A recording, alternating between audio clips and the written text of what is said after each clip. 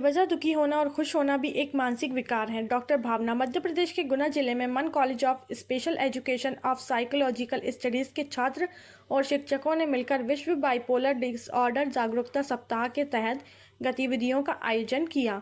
26 मार्च से 2 अप्रैल 2024 का जागरूकता सप्ताह चलाया जा रहा है, जिसमें ज्ञानवर्धक और रोचक गतिविधियों द्वारा बाइपोलर के विषय में जानकारी साझा की गई। इस सेमिनार में कॉलेज के शिक्षक एवं छात्रों ने बढ़ चढ़कर भाग लिया। मन कॉलेज ऑफ स्पेशल एजुकेशन और साइकोलॉजिकल स्टडीज़ के डायरेक्टर ने बताया कि बाइपोलर डिसऑर्डर एक मानसिक विकार की स्थिति है जो मूड, ऊर्जा और रोज़ की गतिविधियों को प्रभावित करती है। इसमें व्यक्ति या तो ज़रूरत से ज़्यादा खुशी महसूस करता है या तनाव। इसकी वजह से लोगों की रोज़मर्रा की ज़िंदगी और रिश्ते नकारात्मक रूप से प्रभावित होते हैं।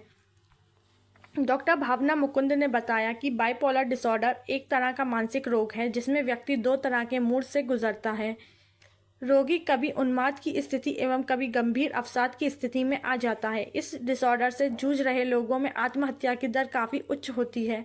उन्होंने बताया कि बाइपोलर डिसऑर्डर में साइकोथेरेपी से भी रिकवरी होती है। डॉक्टर राम मोहन गुर्जर ने बताया कि बाइपोलर डिसऑर्डर को दवाइयों, थेरेपी और दिनचर्या में बदलाव की मदद से रोकथाम किया जा सकता है, लेकिन ये एक क्रॉनिक स्थिति है। अगर इसका इलाज न किया जाए तो इससे किसी व्यक्ति के जीवन की गुणवत्ता पर महत्वपूर्ण प्रभाव पड़ सकता है। इसके अलावा गलत निदान की उच्च दर, जागरूकता की कमी और बाइपोलर डिसऑर्डर से जुड़ी बातियाँ लोगों को उचित देखभाल और मदद हासिल करने में रोकती हैं, अतः इसका पूर्णतः इलाज आवश्यक है एवं समाज में मानसिक बीमारियों को लेकर जागरूकता करने की आवश्यकता है। इस आयोजन के दौरान एमफिल सीपी के छात्रों ने भी महत्वपूर्ण योगदान दिया।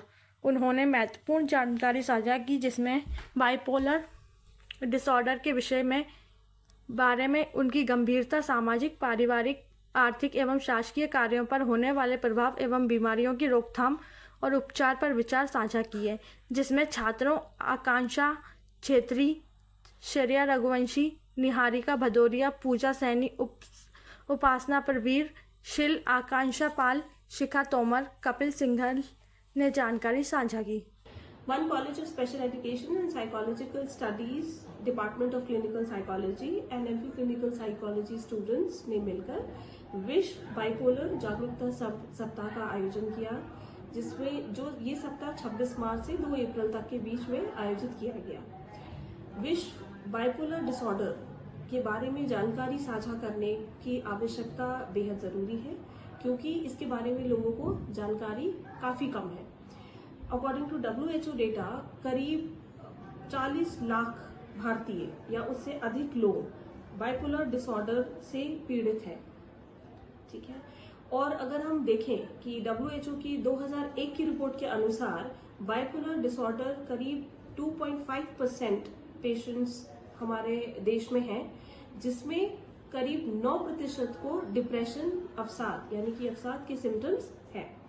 और इस बीमारी का इलाज अगर समय पर नहीं किया गया तो काफी गंभीर परिणाम हो सकते हैं, जैसे पारिवारिक समस्याएं उत्पन्न होना, सामाजिक समस्याएं उत्पन्न होना, आर्थिक नुकसान होना, फाइनेंशियल प्रॉब्लम्स, और शासकीय कामों पर भी इसका असर काफी पड़ता है।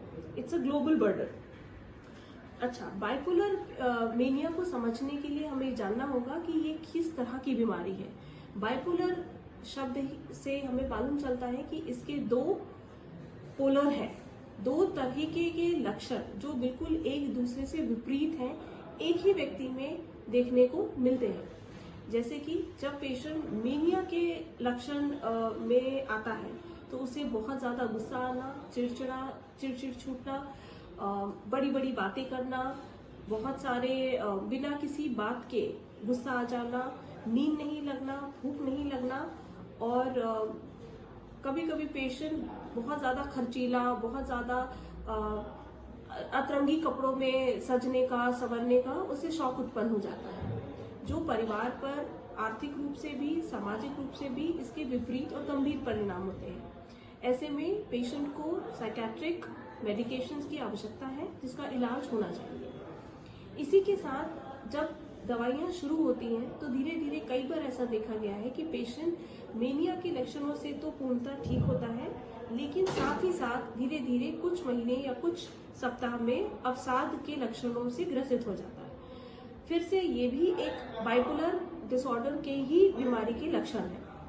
इसमें पेशेंट को नींद नहीं आती, भूख बहुत कम या ज्यादा लगती है, मन अत्यधिक उदास रहता है, किसी काम में मन नहीं लगता, रोने का मन करता है और चिंता सताती है।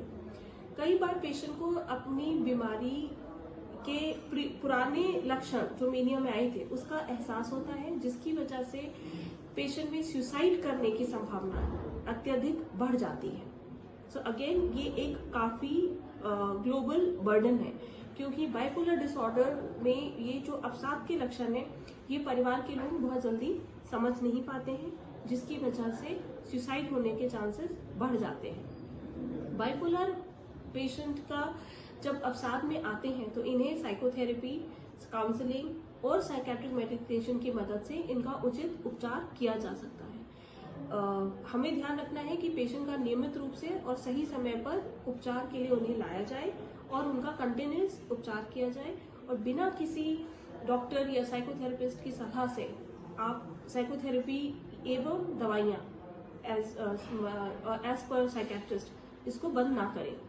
ये इनके बाइपोलर डिसऑर्डर होने के कई कारण हो सकते हैं, पर सबसे इम्पोर्टेंट कारण है जेनेटिक। कभी कभी परिवार में अगर अनुवांशिक रूप से ये बीमारी ग्रसित लोगों में चलती आ रही है तो आने वाली पीढ़ी को भी इसमें होने की संभावना हो सकती है। दूसरा कारण ये है कि दैनिक जीवन में उत्पन्न होने वाले बहुत ज्यादा तनाव, निराशा एवं हताशा भी इसके कारण हो सकते हैं। अत्यधिक समय में किसी को भी अगर बहुत ज्यादा तनाव होता है या हताशा है और लगातार बनी है तो इसकी बीमारी होने के हाई चांसेस हैं। मैं ये इसी बारे में पूरे मन कॉलेज ने कोशिश किया है कि आप सभी को इस बारे में जागरूक किया जाए और देखा जाए कि कैसे हम बाइपोलर डिसऑर्डर का सामूहिक सही तरीके से समुचित रूप से दवाइयों से, थेरेपी से, काउंसलिंग से और असेसमेंट करके इसका पूर्ण निदान कर सकें। Thank you.